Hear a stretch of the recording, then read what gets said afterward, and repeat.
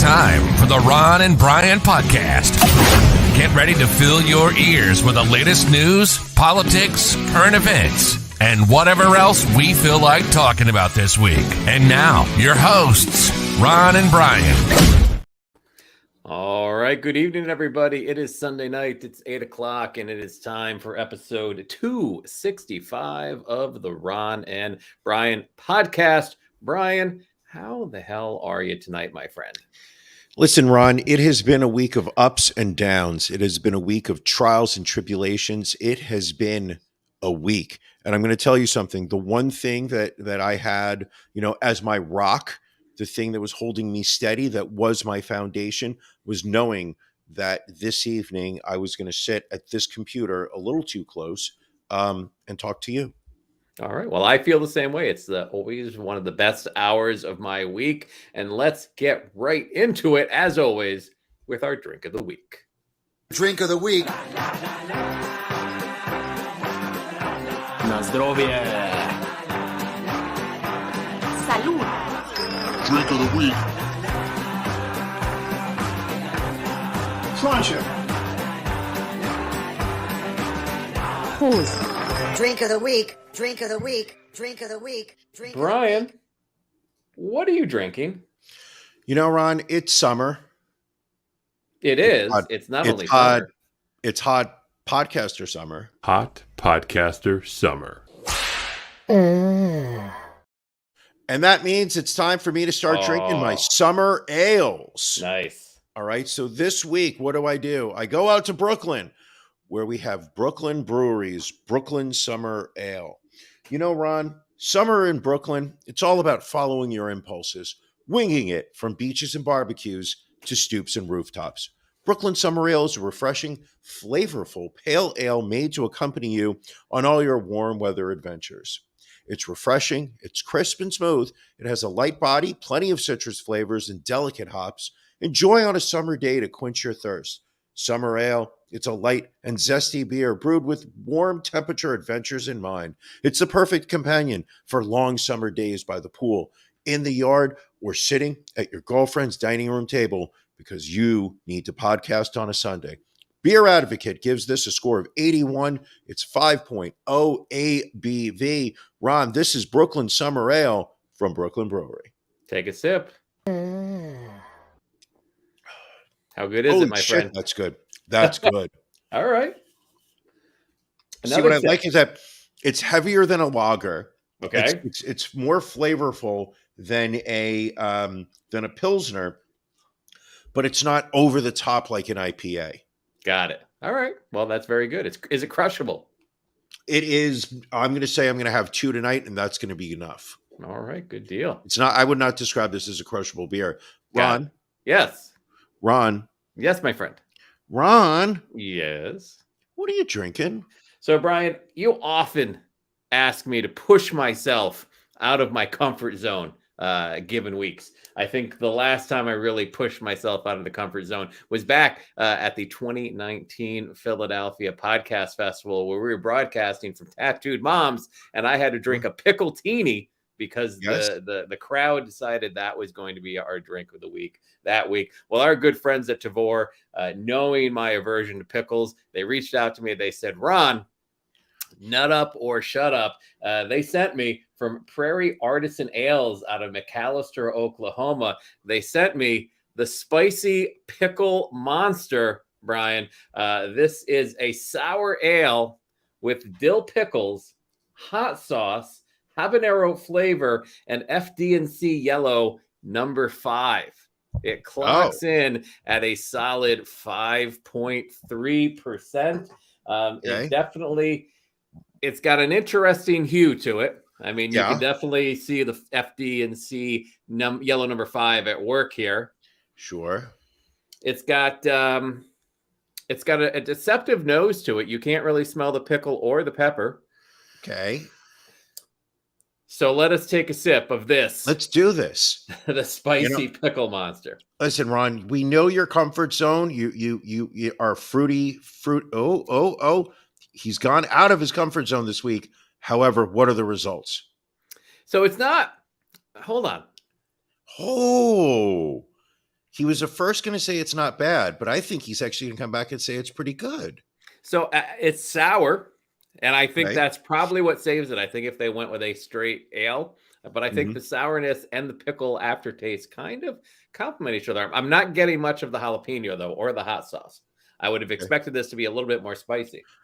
Keep in mind, Ron, you also have acclimated your body to a very high level of spice. Very true. Very true. I'm going to say it. I'm giving Spicy Pickle Monster a thumbs up. If I had gotten a second can, I probably would drink it. Unfortunately, they only Really? sent me one, so I can only have one this evening. But I would give that about a 4.1 out of 5 on the Untapped scale. Really? Yeah, That's great to hear. I'm very surprised. I thought you were going to hate it. I trust me. I went into this thinking I was going to hate it as well, but I am pleasantly surprised. That's very cool. Very Yes. cool. Even though, now the question here is, whose beer looked like the dehydration? Oh, I think she's referring to this. Ron, This definitely, this looks like the urine of someone who has not had enough water. That's why it's this dark color. Look at that. The yours is clear. Yours is beautiful. Mine looks like, you really, you might need to go to the emergency room soon. Oh. All All righty. right. I would say that drink of the week this week was a great success. It was. All right. Roll it on. It's time for our beef of the week.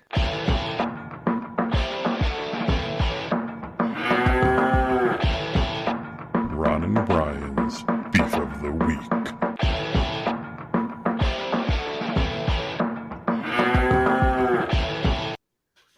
Brian, what's bothering you this week?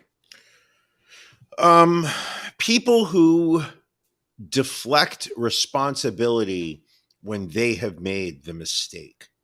Okay, it seems very specific, but let's. I'm hear- going to get. Let's hear what this might be. I'm going to get incredibly specific. Okay.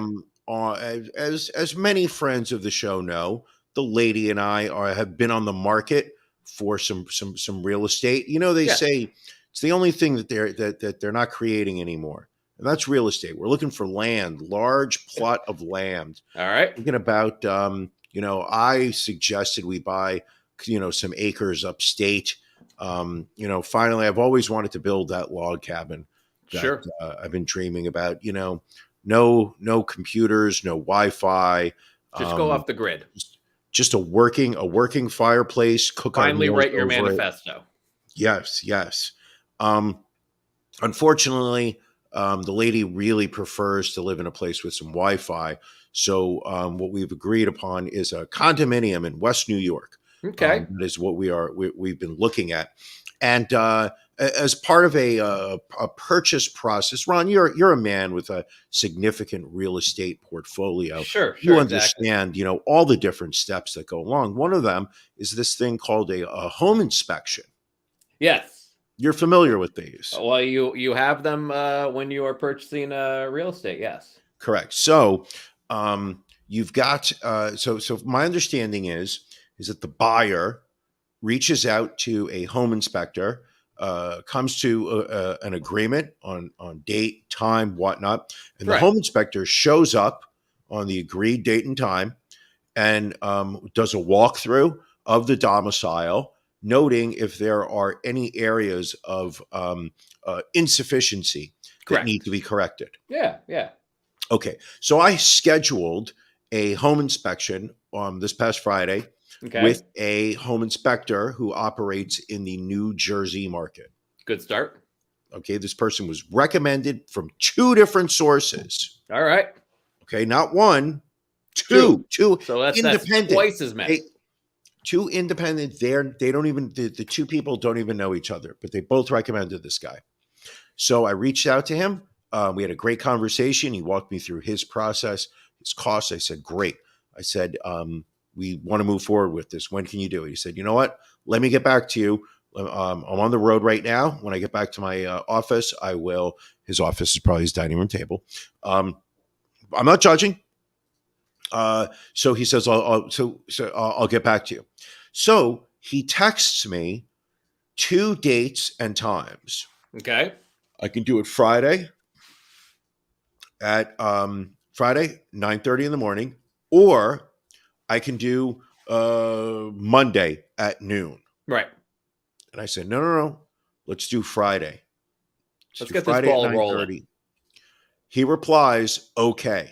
This is all by text. Right. Wake up Friday morning. Now, I've already got my broker, my real estate broker. She's already going to be there. Great gal. The seller's broker already confirmed she's going to be there. Never met the woman. I text the home inspector on Friday morning to say, hey, just want to make sure that we are still good for 9:30 today. And he replies, we never confirmed it, so I'm not available. Did you send him a screenshot of the conversation? I did not, because literally that was the most recent communication we had between us. It was right above it. I replied to him and said, how did we not confirm? You gave me 2 times, I picked one, and you wrote okay. And the man, this is the part that bothers me. It's not fact that he, listen, as somebody with who has improved with his calendar management, Yes, I understand that not everybody is going to be perfect when it comes to managing their calendar. So I replied to him like, how did we not confirm? And he replies, I can do Monday at 2:30. At which point I said, well, I need you there at 9:30 today, not Monday. And he replies, I already made other plans. I can't break them. At which point I call my broker. She reaches out to another home inspector that I had talked to on the phone, decided not to go with. That man said, I can make it at 11 today. So we did the home inspection at 11. Then the first home inspector writes me back after I've already made other plans and says, hey, I can now do 3:00 today. Do you still want it? And I wrote, no, I don't. And that was the end of the time. This gentleman not once said, I'm sorry. That's all he had to say. Yeah. But it literally was, there was no explanation on his part how he did. We never confirmed. Of course we did. From that point on, all his communication was, well, I can do this time. Do you want me? I could do that time. That is my beef of the week. I would say legitimate beef. That would aggravate me. Thank you. Oh, was it aggravating? How did the home inspection go, by the way? There's no air conditioning. The heat works, but there's no cold air coming out of the unit. I mean, by the time you move in, by the time you close, you're probably in August. So, I mean, you're literally weeks from the fall. You're literally weeks from the end of Hot Podcaster Summer. Hot Podcaster Summer. So I think you can go without it. I'm thinking maybe we can negotiate a monetary discount from the purchase price. Or just tell them that you need to have it fixed prior to closing. Okay, well, here's my question to you. Sure. Would you rather a $1 discount, or would you rather that they hire somebody to fix it? I mean, I would rather them hire somebody to fix it, because are you going to want to have to worry about handling that post-closing? Well, yeah, but do you trust that the person that they are hiring, they're not saying, listen, just get it to work, quickly? Well, no, you would need to get a copy of the receipt showing that they used a license. Like we had that situation when we purchased our current home.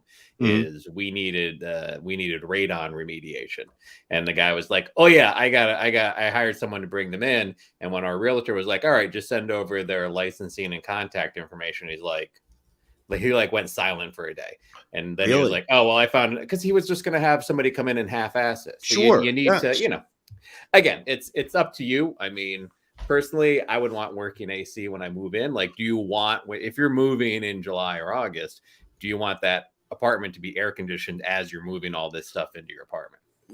When you say as I am moving this stuff into my apartment, as you're directing the people moving, you're implying that I will actually be lifting a box. But you'll be there. This body is not meant to be lifting anything anymore. All right, fair point.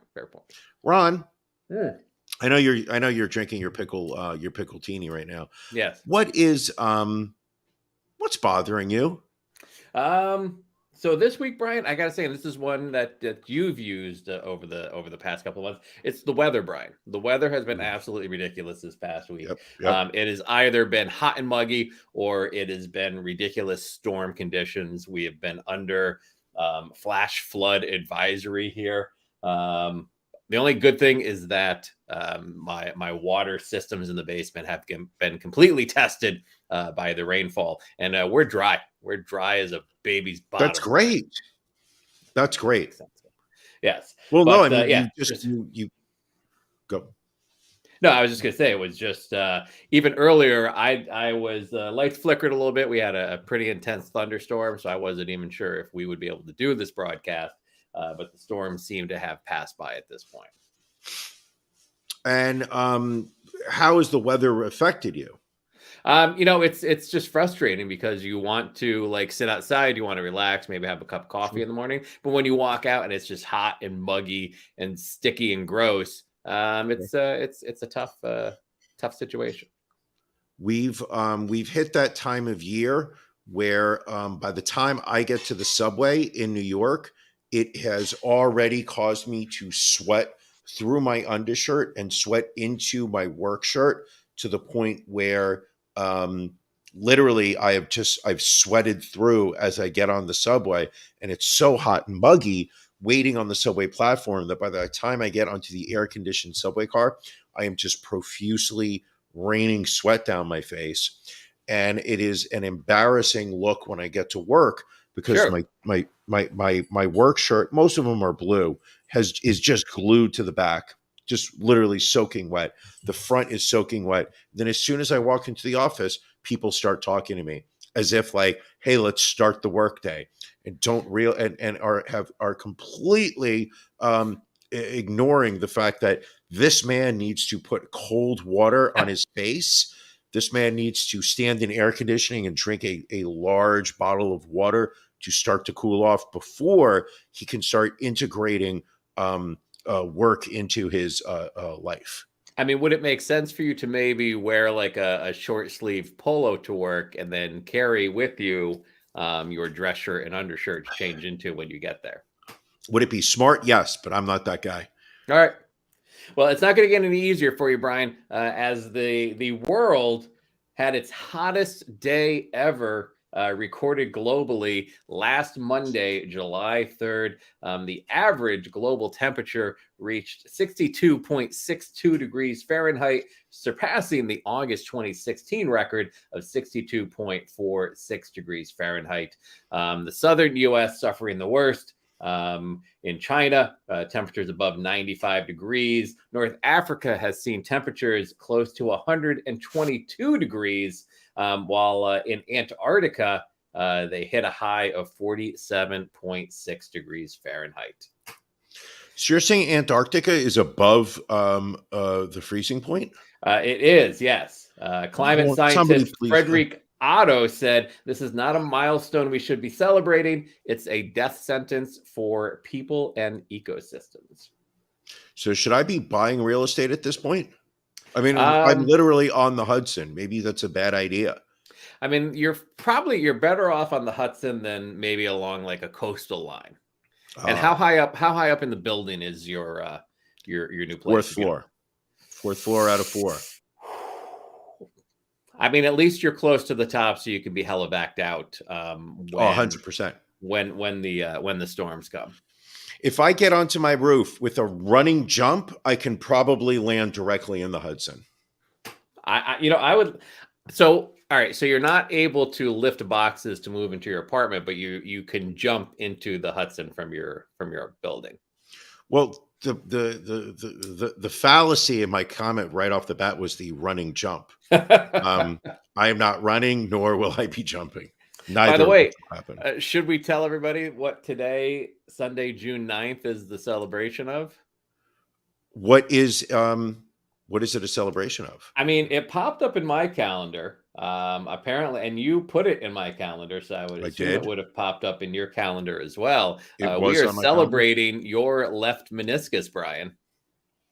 Yes, It has been 2 years since I had my left meniscus cut and surgically repaired. And I'm going to tell you something. Left knee doing great, right? Good. Not so much. I mean, I did not realize that that calendar item was on your calendar as well. You added it to both my and my wife's calendar, and sure enough, it popped up today. I'm like, oh, well, today is a very special day. Apparently, it will be on there in perpetuity or until Google goes out of business. That does sound like something I would do. Brian, it's time for stories of the week, the stories that we want to make sure that we get to. What was your story of the week, Brian? All right. My story of the week takes us all the way to the United Kingdom. Across the pond, if you will. Across the pond, if you would, where a dialysis patient was, how do I say this politely? I'm just going to go right into the article. All right.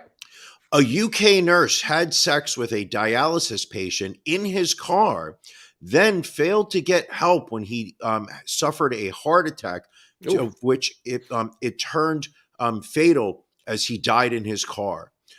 She recently went through a disciplinary hearing. Penelope Williams, 42, was found with a long-term patient after he died in the back of his car with his trousers down. According to the British Telegraph, she initially told cops in Wales, which I believe is north of England, that she only met the man who was not identified. I don't know. That it was only she only met the man because he messaged her to say that he was not feeling well. So she went out into the parking lot to check on him. One thing led to another. Williams, who did have another partner, originally denied any sexual relationship with the man and said she merely sat in the back of his car for 30 to 45 minutes, then said that he started groaning and then suddenly died.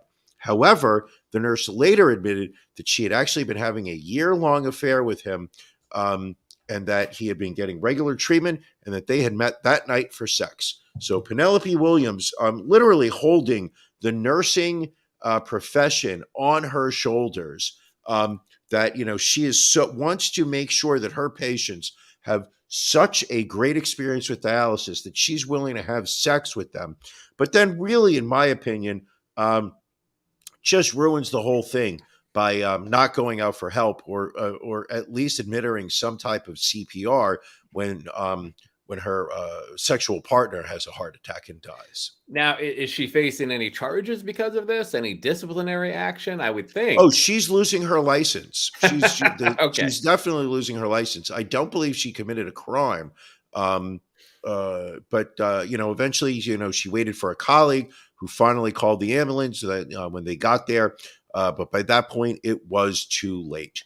The patient was listed as having heart failure, chronic kidney disease triggered by a medical episode. Does not look like she's facing any charges, but certainly I know that I would not be having sex with her because I wouldn't trust her that if I suffered a heart attack that she would get medical attention or medical help, even though she has been completely trained on how to provide that medical help. Sure. I mean, I think you gotta back that up with the life alert system if you start dating that woman. So is it safe to say that Penelope Williams is the Ron and Brian podcast listener of the week? I mean, I think that's a fair bet. Good. Ron, what's your story of the week? So my story of the week, Brian, it goes to Florida. We do love ourselves some Florida, where this week, Governor Ron DeSantis signed Measure SB 1416, which basically overhauls the state's alimony laws and does away what is referred to as permanent alimony. Apparently, in the state of Florida, if you get a divorce and you do not remarry, you collect alimony in perpetuity.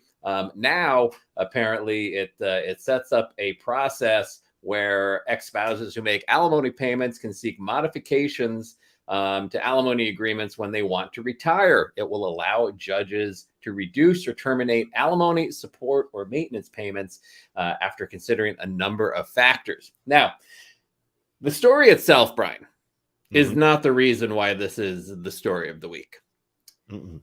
What I enjoyed, maybe it's cruel on my part, is the number of older conservative women in the state of Florida that have been Ron DeSantis supporters, who have now, they feel victimized, Brian. Of course, they have been. This law, which I believe is retroactive. No, not the right Well, word. it goes into effect. It went into effect July 1st. It's not retroactive, but now any ex-spouse that has this permanent alimony can now start applying to the court for relief. Got it. That's what I meant. What I meant was that it is not only for new cases. Correct. Yes. But it is if you have been receiving alimony, as your form of revenue now, your ex can go to court in Florida and have that alimony eliminated. So let me ask you a question. Yes. These conservative Florida female voters, divorcees, if you would, Right. How are they feeling about Ron DeSantis right now? They have turned against him. So don't say gay. Didn't bother them. Nope. Stripping the rights of LGBTQ plus and trans people, not an issue. That was cool. Going after the state's largest employer, Disney, not a problem. But now, since all these women are like, well, how am I supposed to support myself in retirement? Now that it's impacting them, now they have an issue with Governor Ron DeSantis. You almost sound surprised that they are. Ron? Yes. What are you wearing? I'm sorry. Did I not show this off earlier?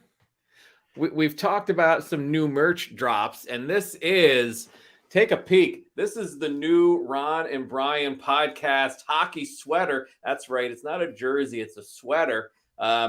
Emboldened with the huge logo on the front. I'll try and turn around, name and number on the back. Again, this is a sample that we received, and we are hopefully, we're in the process of negotiating with the manufacturer. We'll hopefully get this into our web store sooner rather than later. Now, I have a question. How did you become number 51? I asked them to pick just a random number. I'm like, since this is a sample, just pick whatever number you'd like and put it on the back of my jersey. But I feel like you should have gotten number 49. Well, why is that, Brian? Because I'm the champ. I'm the fucking champ. And this belt is going to be with me at least through the next 3 Super Bowls. Because I don't plan on losing our Super Bowl bet anytime soon. But that is a beautiful. Can I just see the front of that one more time? Of course, that is such an amazing print job.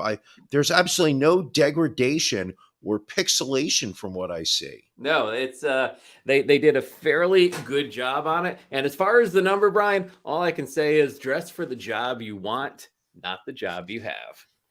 You bastard! You always have a good witty comeback. It just comes so naturally to you. One of the things I'm most jealous of. I didn't, so going back to that story, Allie brings up a good point. Another ploy to try and make women stay married. Very true. But again, this just falls in line with some of the more draconian laws of that Florida has put into place. But Florida, not surprisingly, also is part of one of our favorite segments, Fuck Around and Find Out. Why that is because of the impact that the DeSantis administration is having in the state of Florida. First off, the Orange County, which is really considered kind of the tourism seat of Florida, has, for the first time in 2 years, tourist tax dollars coming into Orange County have dropped 2 months in a row.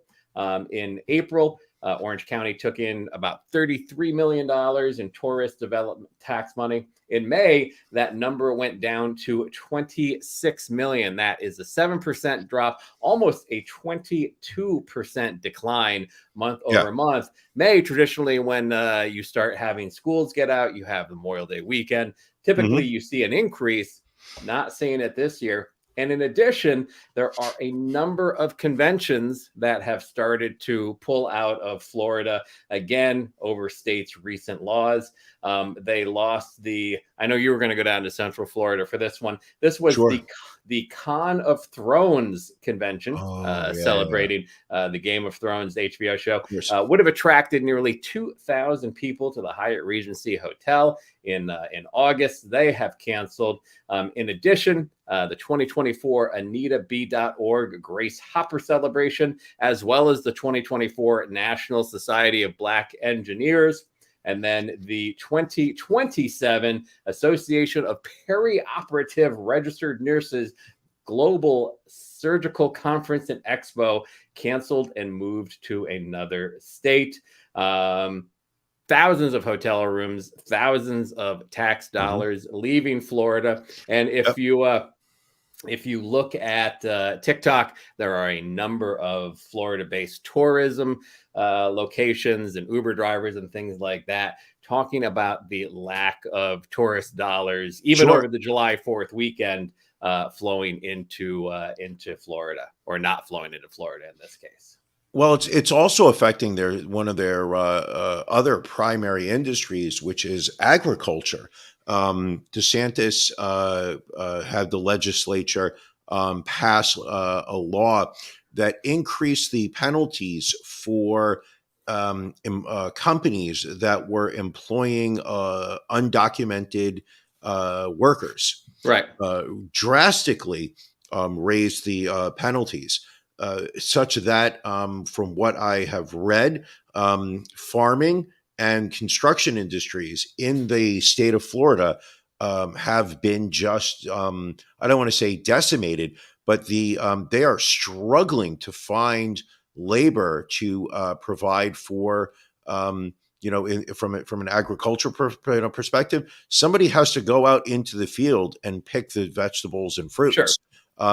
Some of that can be mechanized by machinery, but that is a small fraction of the working farms that are out there. So right now, you've got undocumented workers that are afraid to show up to work because they fear they're going to be arrested and deported. So they are fleeing the state of Florida for other locales where they feel it might be a little safer for them to work. And as a result, it is construction industry, which is very dependent on the economy, struggling to, the trades, they're not providing the manpower they need, and farms are struggling. We can expect higher prices at the grocer. Right.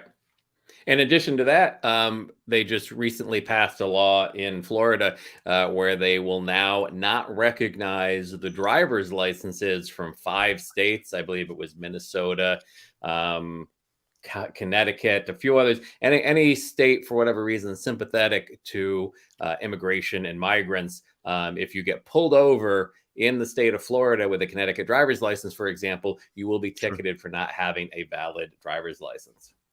So I'm sure that will just lead people to really want to travel down there. Listen, it is the culture wars are just they are causing a schism in between the country, and we're reaching the point where there are genuine ramifications that are kicking in. Jobs are being lost, companies are going out of business. Go anti-woke, go broke, as they say. Absolutely, but drink Bud Light. So they fucked around. They're finding out. Also, people in the state of Alabama fucking around and finding out where at least 4 people, including a father, have died in recent months for trying a new and obviously deadly TikTok trend called boat jumping. What? Fairly self-explanatory. Basically, People jump or flip off the back of speeding boats into the water, only to break their necks on the wake behind the boat and drowned. In the last 6 months, they have had 4 drownings that were easily avoidable. Are we broken up about this? I mean, and I think what is sad is in each of these cases, it has happened in front of like friends and family members, and in a Sure. couple of and actually in each instance, the deaths were recorded because they were recording it for TikTok, and you literally have wives recording the last moments of their husbands' lives as they jump off the back of the boat and break their neck and drown and die. Can we get a copy of these videotapes? Is that possible? I can certainly see if we can get that for you. Because okay, here's the real question, Ron. And I think you and I have, I'd like to say that we have similar, sensibilities. I think you're a little bit more respectful than Probably. I am in certain Possibly. Probably. What? You're not supposed to say so quickly. You're supposed to be, sorry. no. But like, would you watch those videos? Probably. Okay. Because one of my, earlier on this week, one of my beefs of the week was friends who do not watch the videos that you forward to them. And why is that, Brian? You let slip in a text conversation I had with you that you are not religiously following every video that I send and watching it. You are picking and choosing which of the video links I send that you expose yourself to. And that hurt my feelings. I mean, to be fair, it's because your goal is to pervert my For You page on TikTok. Yes. Yes. Now, again, I would say roughly 30% of the TikTok videos you forward me are already taken down by the time that I go to watch them. So that should say something right there. And then I would say at another high percentage, I can just tell from the screenshot that it typically falls into a public breastfeeding situation. Yes. It's someone missing or deformed arms, conjoined twins. Like there's a lot there that you're trying to throw into my algorithm, and I just have to say no at times. But I feel like if I have gone to the effort of sending it to you, you should feel an obligation to look at it. Yeah, you're more than welcome to hold that opinion. I feel differently. Speaking of which, what is the community standards for breastfeeding videos on TikTok? Clearly, they are allowed because are they? Because you certainly find a number of them. You just said that like 30% of the things I send you are already taken down by the time you get to look at them. So maybe they're not allowed. I couldn't tell you what that content is. Only that's for you to have a conversation with your God and determine what's comfortable. Oh, my God is very aware of my For You page. Well, let's not. We have one more story and fuck around and find out. And actually, it would have been back when we used to do This Week in Racism. It would have fallen under that category. But the follow up from that falls into fuck around and find out. And so this is about Blair Featherman, age 49. She is referred to as a poolside Karen because she went off on a racist tirade against a Latino family for not knowing what Hermes is. Am I saying that right? Hermes, the designer? Hermes. She would have to yell at me too as well. Here is her looking absolutely not crazy whatsoever in this TikTok video. Hermes. What? Hermes. There we go. Hermes. So she went viral in the worst of ways. Look at that crazy look on her face. Yeah, that is an angry white woman. When this TikTok was posted, going off against this Latino family, and then everybody started to search her history and found out that she declared bankruptcy back in 2019 and apparently only had $120 to her name. This article in the Daily Mail lists out all of the people that she owed money to as recently as 2022. But it's just hilarious because she's trying to trash on people, and then she gets dragged across the internet.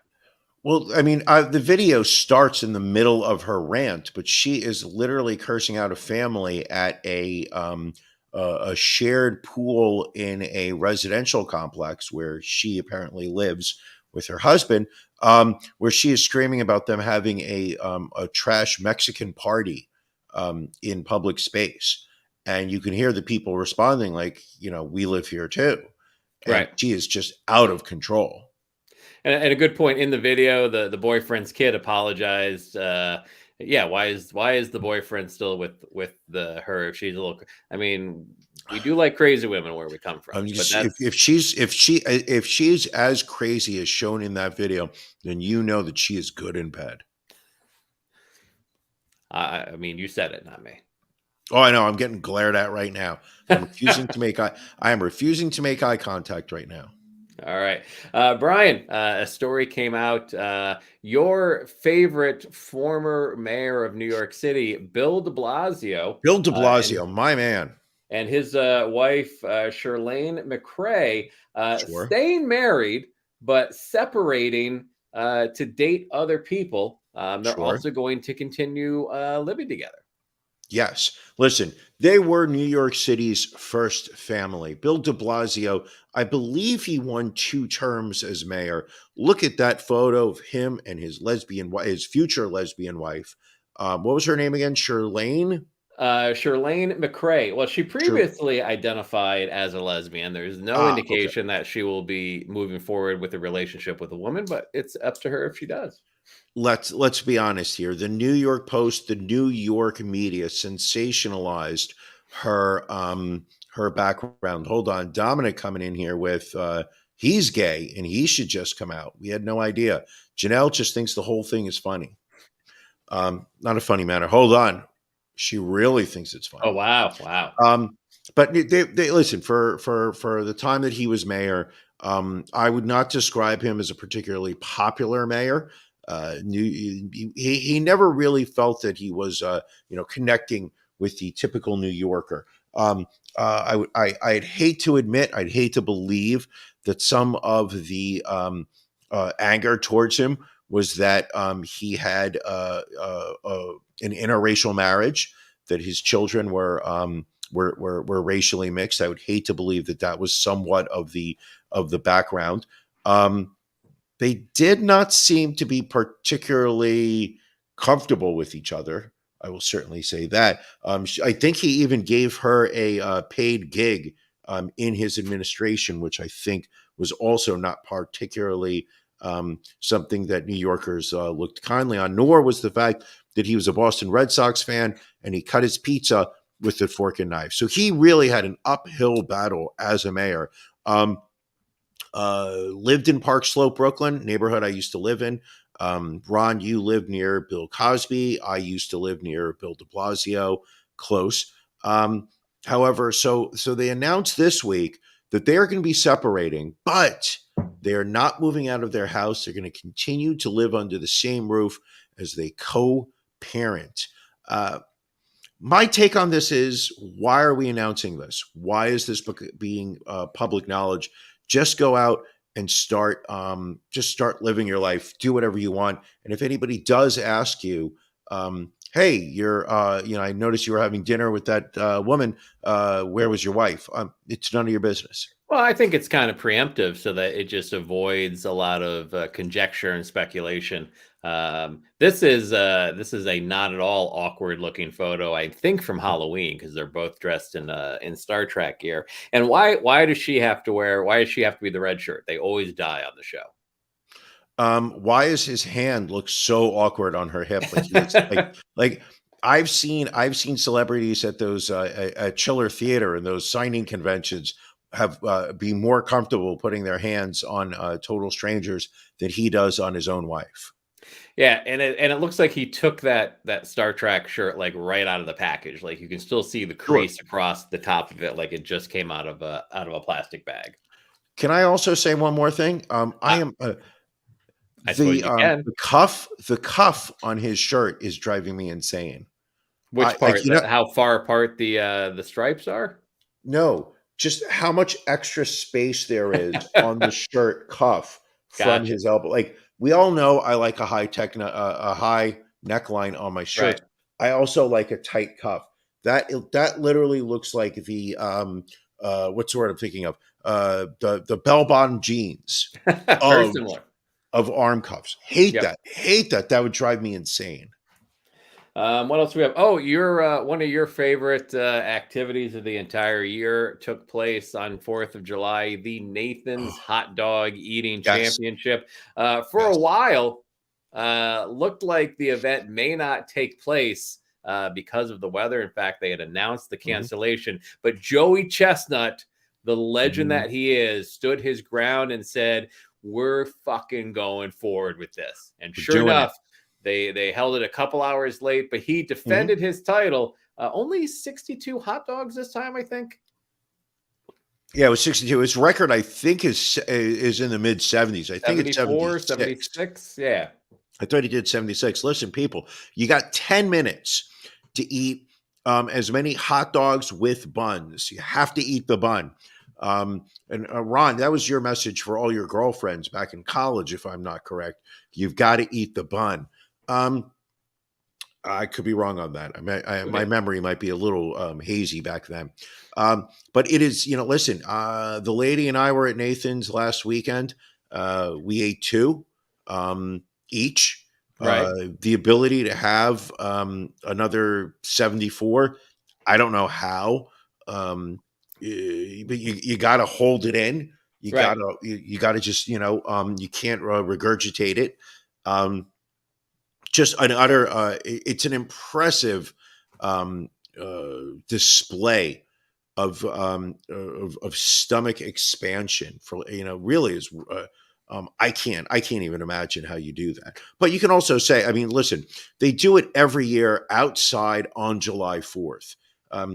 It's going to be humid. You're right Hot, next to the muggy. ocean down in Coney Island. Right. I don't know how these competitors are putting up the kind of numbers that they do. Now this was Chestnut's 16th title in the last 17 years. Although some people point out Takura Kobayashi hasn't competed since 2009 because he would not sign a contract with Major League Eating. Sure. Do you think that we need to put an asterisk next to Joey Chestnut's record because of that? I think that there's a stain on Major League Eating. But listen, I'm not about exclusivity. Never have. Understood. If Kobayashi wants to partake in different eating contests, I think he should be allowed to. I don't necessarily agree that if you are going to participate in Major League Eating's Nathan's hot dog eating contest once a year, that you have to sign away all your rights to be able to participate in specific other events. I just don't get it. Now, here is some other world record feats that Joey Chestnut has reached. He ate 18 pounds, 10 ounces of spicy shrimp cocktail in 8 minutes, and also ate 126 tacos in 8 minutes. Yeah, but what was on the taco? I mean, there's a big difference. Are we talking like a Taco Bell soft shell, or are we talking, something you would get from a food truck at Broken Goblet? I don't have an answer to that. We can. I'd ask Matt. Matt has not returned from going to see fireworks on July 4th. A little concerned as of now, but hopefully he'll. At what point do we call the police and file a missing persons report? I mean, he's an adult, Brian. I don't know. Yeah, if anybody knows where Matt is, please just we have our phone number, which I don't think we've shared in a while. If anyone wants to contact us, you can reach us at 267-627-1062. So if you happen to know where Matt Beaker is, please give us a shout. Let us know. We're very, very concerned. Brian, well, I don't know about very, very concerned. Right. Just say we're concerned. We're concerned. All right. Yeah. Very might be an exaggeration. Next up, Brian, it's time for But the Drag Queens Are the Problem. We start drag off queens, Ron, they are ruining this world. We need to protect the children from the drag queens because they have no place in schools, in public displays. We need to protect our children because the drag queens are the ones who are just violating our children. Clearly the issue. But again, maybe an exception here where a Florida attorney has been deported back to the U.S. after spending 2.5 years in a Cambodian prison for sexually abusing 4 kids. He now faces 170 years behind bars in the United States if convicted. This is Rue James Klein, currently under house arrest. What? At his Tampa residence. After he was indicted by the DOJ back in February of 2021. He faces 5 counts of engaging in illicit sexual conduct in a foreign place and 1 count of possession. What? Sorry about I don't know why my phone started to ring. Where was I? 5 counts. The charges engaging in against him. illicit sexual and 1 count of possession of child exploitation materials, according to the DOJ. He is accused of traveling to Cambodia in February and May of 2019 and paying to sexually abuse 4 children, all under the age of 15, on multiple occasions. The alleged child rapist had pled not guilty to his charges and was released on $100,000 bond under the condition that he would be on 24-hour home detention with GPS monitoring. Hold on a second. So it's an American crime to travel to another country to go molest children. If you are an American citizen, yes, and Right. you travel abroad for the sole purpose of engaging in Sure. sex crimes or sex crimes with children, yes, you can be charged here in the U.S. But if I am a U.S. American citizen and I get on a plane and I fly to Cambodia so I can kill someone, that's not an American crime. I don't believe so. Why it is different, I don't know. I think it has something to do with like not necessarily interstate trafficking, but like inter-country trafficking. But would that not be a Cambodian court that needs to handle a case of a crime that's taking place in Cambodia? I'm not a lawyer, Brian. I don't know what you want from me. For This someone law- who doesn't no know for someone who doesn't know where Wales is in England, you're being very uppity right now. Apparently, Wales is to the west.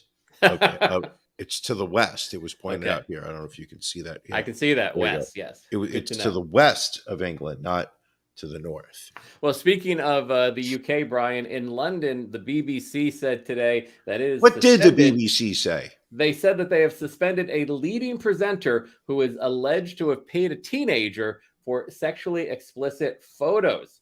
As senior British politicians urged a rapid investigation, the broadcaster said it was working to establish the facts of a, quote, complex and fast-moving set of circumstances. The Sun newspaper reported allegations that the male presenter gave a youth $45,000 or 35,000 pounds starting in 2020 when the young person was 17.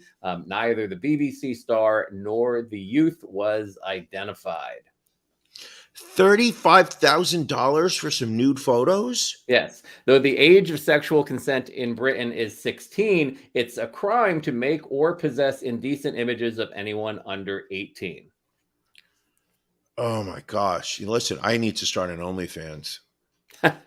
Well, Brian, it's the drag queens that are the problem, though. Yeah, the drag queens. It's not TV presenters. It's certainly not lawyers from Florida. We don't need to do anything about that, but we need to go after the drag queens. Real quick question, because I know we're running up on almost an hour here, but it's a very important question, Brian. What? What are you watching? Oh, I'm going to say this. This week, I took Ron recommendations. Okay. I watched Hijack, the first 3 episodes on Apple TV, starring Idris Elba. Yep. As I felt at times like I've seen this before. It seems like a very popular trope of main character is a passenger on an airplane that gets hijacked. Seen it before. But Idris Elba, very entertaining. He really does have such a command of the screen when he is acting. It's a 7-episode season, I believe. Okay. They're releasing them 1 a week. I believe the next episode comes out on the 12th. Yes, I believe you're correct. So I'll be watching that. I assume you and your wife are all caught up and will be continuing. We will, yes, without a doubt. Additionally, another Ron recommendation, also on Apple TV. The lady and I watched the first season of Silo, starring Tim Robbins and a bunch of people who I have never seen before. Really? You've There never was seen one- Common? Rap star Common you've never seen? I did not say that he was the only person that I knew from the movie. Yes, I've seen Common. There's one woman on there who also was on Ted Lasso, and she was in, I think it was Peaky Blinders. But the main cast are people that I have never seen before. Watch the entire first season over the last couple of days. Good, not great. Right. I felt that Tim Robbins was very poorly, I want to say, directed in this. I've seen him act really well. This is not one of them. He plays a director of IT, I guess, which is a powerful position in this silo. It's a futuristic story where humanity is now relegated to living underground in a underground silo, Yes. and they are not allowed to leave. And as the utter punishment that you may receive by the Justice Department there is to be kicked out of the silo. So it's a decent premise. What was it? 10 episodes, each 45 minutes or so. I felt like they could have done a better job casting the characters, but I don't know what the budget was. They may have pissed away the whole, casting budget on Tim Robbins and Common. Common with just one of the greatest, black beards. Not even a hint of gray in that. But I watched. I knocked it out. Also, a show on, I believe it's Netflix. I picked up the second season, maybe Apple TV. Not really sure. Tehran. Or as they like to pronounce it. Hold on, I'm just going to dry off the mic on that one. Joined it in the middle of the second season. Glenn Close plays an Israeli agent who is running an operation in, and she is basically, I think they're going after some Iranian general or whatnot, all in the capital city of, and really nailing the pronunciation tonight. Well, you know what it is. I don't want to be just your average ignorant American and saying Tehran, because it's not Tehran. It's not Tehran. It's Tehran. But so that's a show. I'm probably going to go back and watch season 1. Okay. Acting seems pretty good. They seem to have like a good pace, and the stakes seem pretty hot. So I will be going back and checking out Tehran on Apple TV. Ron, nice. Yes, what are you watching? We should actually change this bit to what will Brian be watching in about 3 weeks. So I caught a couple movies at home this week. I watched John Wick Chapter 4. Basically same formula as chapters 1 through 3. It is almost 3 hours long for some reason. Does not need to be. Again, lots of great action. Not really a story. So if you just like to watch shooting and fight scenes and everything else, watch it. Does his dog die in the beginning of every movie, or is it just the first one? And that's just the first one. Off. Okay. Just the first one. But there is a dog involved in chapter 4 that he ends up saving the life of. Spoiler alert. Bringing the story full circle. Yes. I watched Nefarious, which it was kind of a low budget, supposed to be a horror movie. I would call it more of a thriller. It was basically the concept is it's about a psychiatrist that has to go interview a death row inmate on the day of his execution to see if he is sane or not. If he can be executed, and it turns out the prisoner claims he is possessed by a demon, so it becomes a whole good versus evil thing. Now I'd read a couple places that it was like Christian propaganda disguised as like a horror movie, and there was a part of it like they get real into the whole abortion thing, how demons love abortion because it's an affront to God and whatnot. I'm like, well, maybe could go either way. But then doing a cameo towards the end of the movie is Glenn Beck. And I'm like, oh, Well, clearly this is now Christian propaganda because who else would put Glenn Beck in a movie? Glenn Beck has a cameo in this? He does, yes. Okay, keep going. Again, it was watchable. It was decent, some good acting, but not a horror movie. There was really nothing all that scary about it.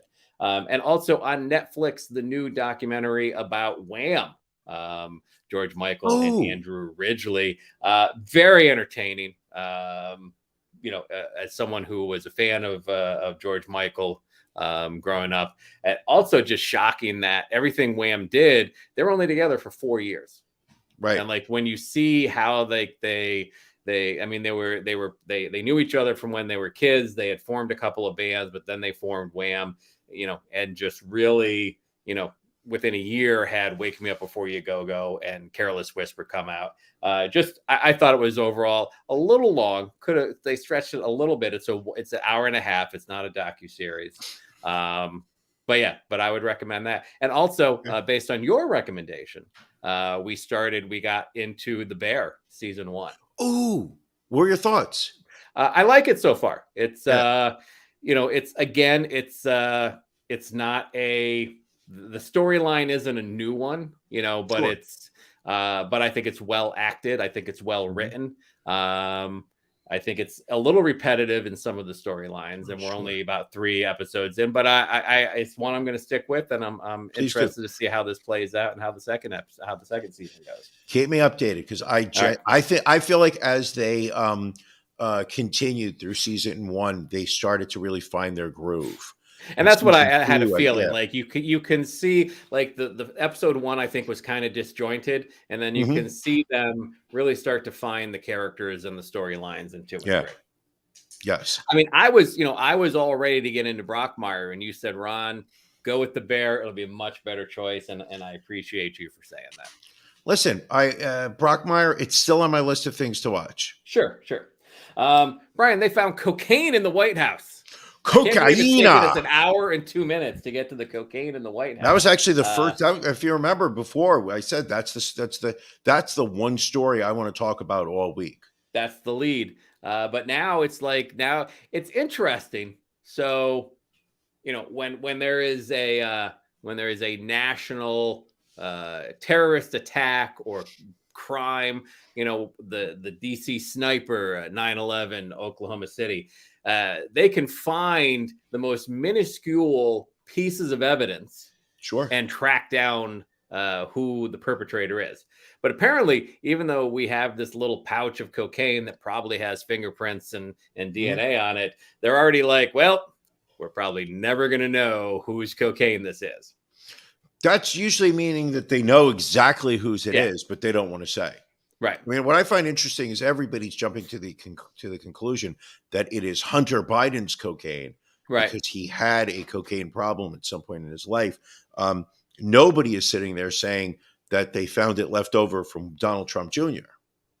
I'd be willing to go out on a limb and say it's Joe Biden's cocaine. Like he has leaned into this dark Brandon persona as he prepares for his 2024. I think he'll be up on the debate stage doing bumps off of his hand.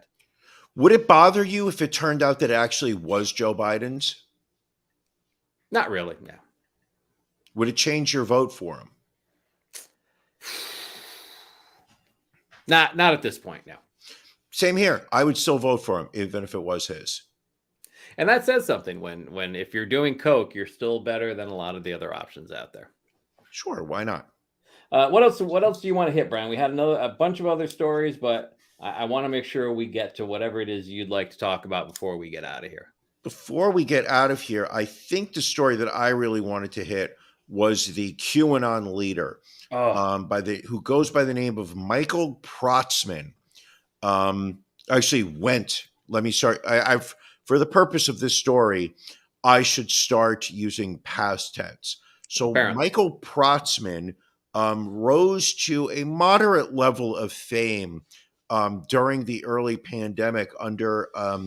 He was posting on social media using a handle of -48 and became a voice of the QAnon movement. QAnon, obviously, for those people who want to be reminded, was that there was supposed to be a member of the Trump administration who was posting under the name of Q, who was basically letting the general public know the inner workings, what was going on behind the scenes, as Donald Trump was going to be going after all of the how do I say this? The baby murderers. Right.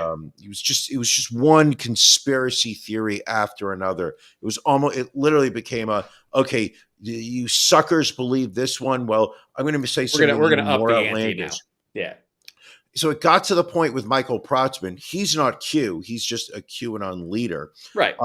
He's the one who I believe it was in 2021 who made the announcement that John F. Kennedy is still alive, that John F. Kennedy JFK Jr. is still alive. Oh no, Right. no, also John F. Kennedy. Oh, also JFK. He went above and beyond JFK Jr. and said JFK that whole thing in '68 was faked. Sure. Oh, I'm going to take it a step further. He says that Donald Trump is JFK Jr. in disguise. Interesting. Okay.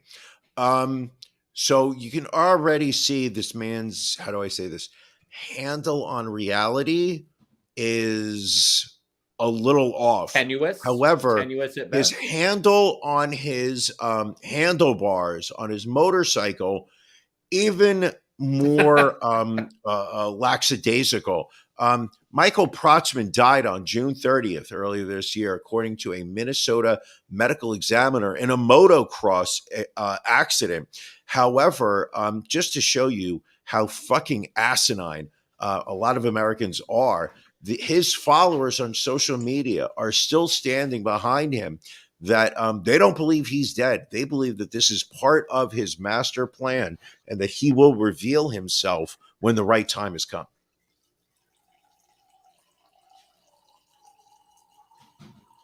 Where'd Ron go?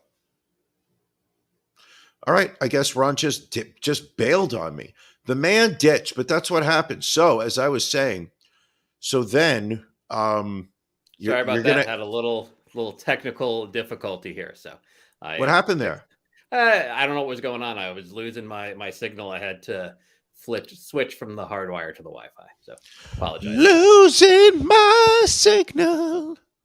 All right, Brian. Anything else before we get out of here and prepare? This is good. We have to prepare for our Patreon. A lot of people are unaware. We don't really push it very hard. Ron, you and I are not the kind of people to sit there and say, please, sir, can I have some more? This podcast is free. Everybody watching right now, we appreciate all of you. We'll never charge for this podcast. It's never going to go behind the paywall. At least 1 hour of free entertainment every week. That is one of the bedrocks of the Ron and Brian podcast pact, if you would, with the people. However, one of the things that we have figured out is that, for the people that say, listen, we want to join you. We would like you to help. We want you to basically say, how can we get more content? We want to hear, things that are not really up for, the masses, something a little bit more personal. We do a show that we call After Dark. It takes place as soon as we're done with this podcast. We do it live on our Patreon. It's behind the paywall. For as little as $5 a month, you get the audio of that Patreon show. For $10 a month, literally the cost of 2 cups of coffee, depending on what you're adding to your caffeine. You get the live stream. You get access to the entire archive. We've been doing it for about 18 years? Roughly, give or take. So just the amount of content that we've got behind that paywall over on Patreon, it's a short way of helping us. It offsets some of the costs that Ron and I regularly incur to make sure that this podcast keeps going, helps offset those costs. It's a way for you guys to say, hey, how can I help you guys for all your hard efforts? Well, we appreciate it. All you Patreon subscribers will be doing that in about 20 minutes. Everybody else, if you want to go to ronandbrianpodcast.com, click in the upper right-hand corner, join at the $10 level or higher, and you can get the link for tonight's After Dark. Brian, I got to say, another fantastic episode in the books here. Any other comments before we wrap up and get ready for After Dark? No, this one just felt real good. It just hit different. Yeah, this one made me feel proud. All right. Well, thank you all for joining us here tonight for episode 265. Patreon subscribers, we will see you in a few minutes. Everybody else, we will catch you next week. Thank you for joining us on the Ron and Brian podcast. We're live each week on YouTube, Facebook, and Twitch. You can find prior episodes, links to our social media, and everything else Ron and Brian at ronandbrianpodcast.com. See you again